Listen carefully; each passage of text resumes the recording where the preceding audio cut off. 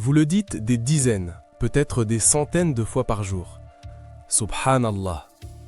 Après la prière, devant quelque chose de beau, ou simplement par habitude. Mais soyez honnête, savez-vous vraiment ce que vous êtes en train de dire? Et si je vous disais que la traduction habituelle, gloire à Allah, aussi correcte soit-elle, ne représente même pas 10% de la réalité de ce mot? Et si ce mot que vous prononcez machinalement cachait en réalité une clé spirituelle capable d'apaiser un cœur brisé, de renforcer votre foi et de changer votre regard sur Allah? Le problème, c'est que pour beaucoup d'entre nous, Subhanallah est devenu un réflexe, une parole répétée sans conscience, et comme l'a dit un sage, une pratique sans présence devient vite une routine vide. Aujourd'hui, on ne va pas simplement traduire un mot, on va lui redonner son poids, sa profondeur et sa puissance. Et ce que vous allez découvrir pourrait transformer chaque Subhanallah que vous direz après cette vidéo. La quête des origines, retrouver le sens perdu. Pour comprendre ce trésor, il faut revenir à la source, à la racine même du mot. En arabe, Subhanallah vient de la racine SBH.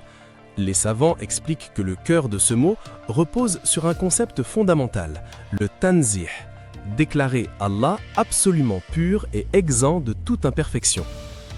Mais pour vraiment le ressentir, il faut saisir l'image cachée derrière cette racine. Le verbe sabaha signifie nager, se déplacer librement et rapidement dans l'eau. Imaginez un nageur qui glisse dans l'eau, qui s'éloigne de la rive sans lutter, qui maintient naturellement une distance.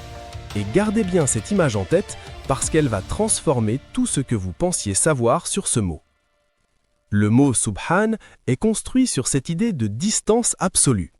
Alors quand vous dites Subhanallah, vous déclarez qu'Allah est infiniment éloigné de toute imperfection, de toute faiblesse, de toute injustice, de toute comparaison humaine. C'est comme si vous disiez « Oh Allah, tu es bien au-delà de tout ce que mon esprit limité peut imaginer ou attribuer. » Ce n'est pas une louange passive, c'est une déclaration de foi puissante.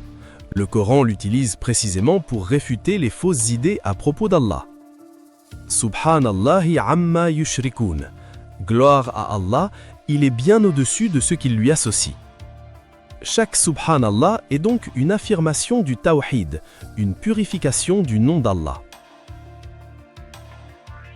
Première révélation, la transcendance absolue. Concrètement, qu'est-ce que cela change dans votre vie? Imaginez, vous voyez un coucher de soleil spectaculaire, vous dites « Subhanallah ». Et c'est ici que beaucoup se trompent sans s'en rendre compte.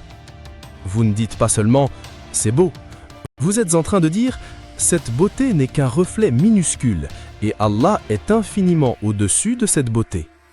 Il est l'artiste et son essence est plus parfaite que toute œuvre qu'il crée. » Quand quelque chose vous dépasse, quand un événement semble défier toute logique, dire Subhanallah, c'est affirmer « Allah n'est pas soumis aux lois qu'il a lui-même créées ».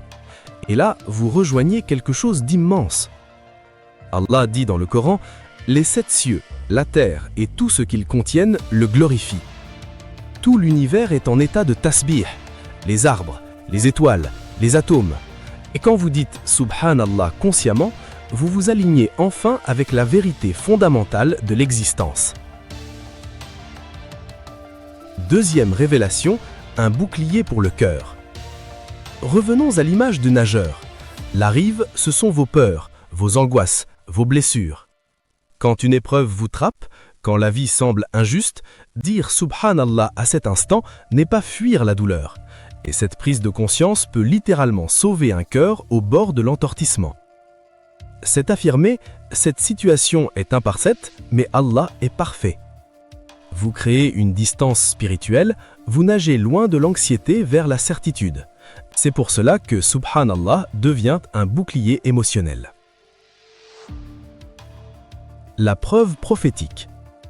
Écoutez bien cela parce que le prophète sallallahu alayhi wa sallam nous a révélé quelque chose d'immense à ce sujet.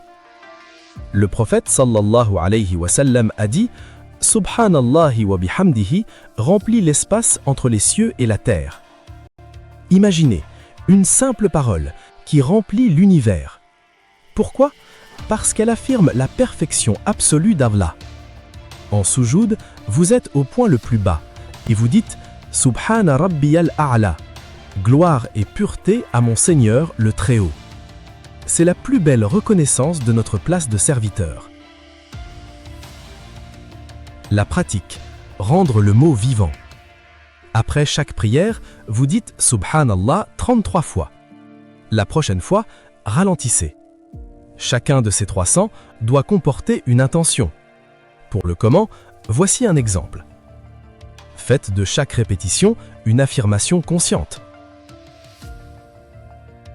On a commencé avec un mot banal, on termine avec une clé spirituelle. Subhanallah n'est pas juste une habitude, c'est une déclaration de vérité, un refuge pour le cœur, une purification de la foi.